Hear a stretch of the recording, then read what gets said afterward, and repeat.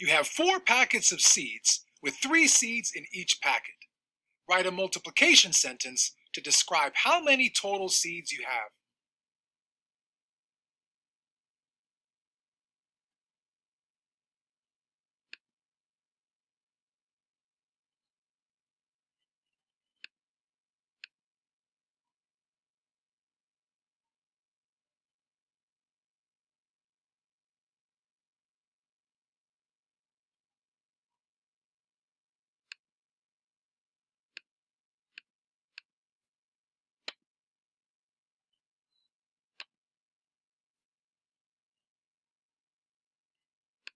Now plant your seeds in your garden. Make sure to plant all the seeds from your packets.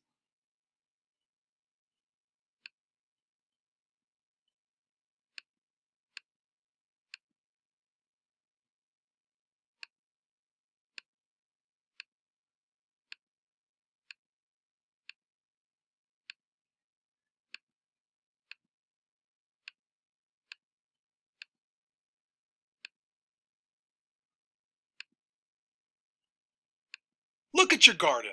Are the seeds organized in straight lines?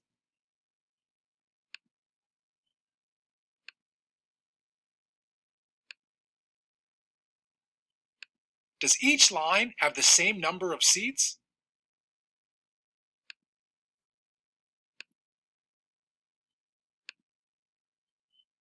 Let's take a close look at the picture you just made. Did you notice that the objects are now organized in straight lines?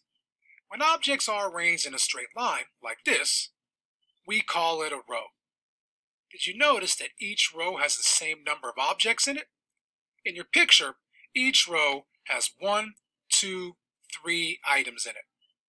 When items are arranged in rows, and each row has the same number of items in it, we call this picture an array.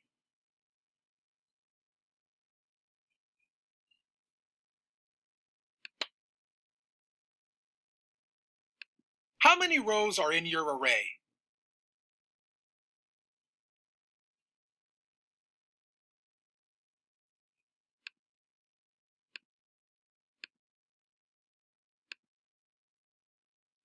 How many seeds are in each row?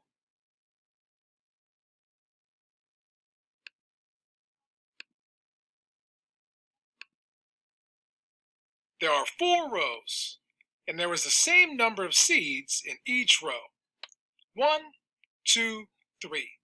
So we can skip count by 3 4 times to find the total number of seeds in the array. 3, 6, keep going. Continue skip counting by 3 to show the total number of seeds in the array.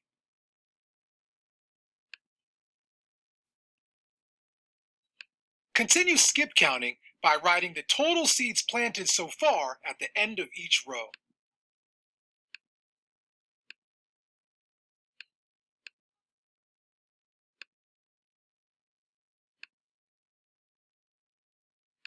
How many rows of 3 equal 12 total seeds?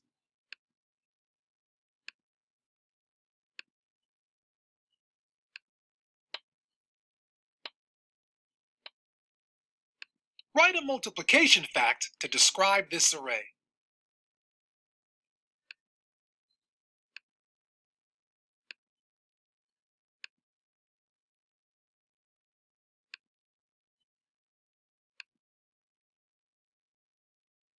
Try another one.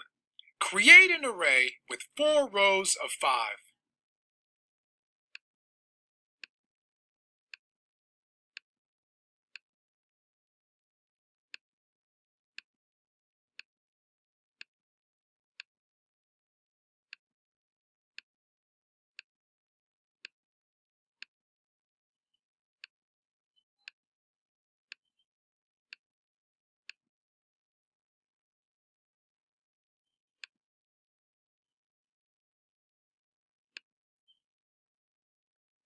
Write a multiplication fact to describe your array.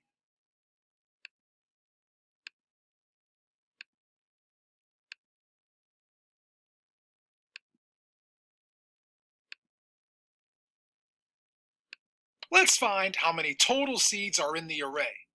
Skip count by writing the total seeds planted so far at the end of each row.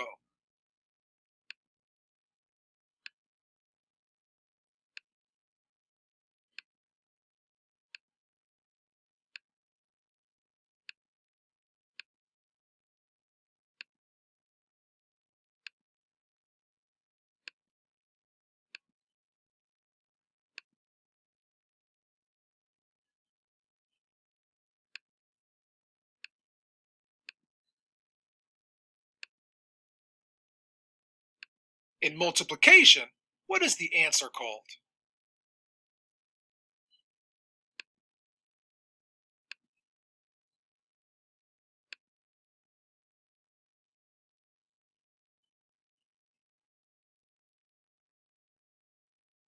How do arrays represent equal groups?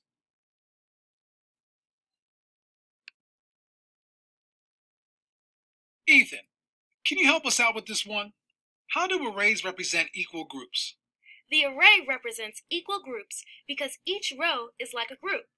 In this array, each row has 3 seeds in it, and there are 4 rows. So that is the same as having 4 groups of 3.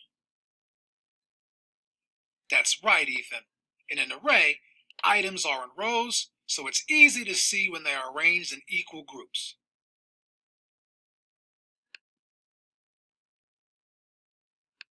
Look at this new array. How many rows of seeds are there? How many seeds are in each row?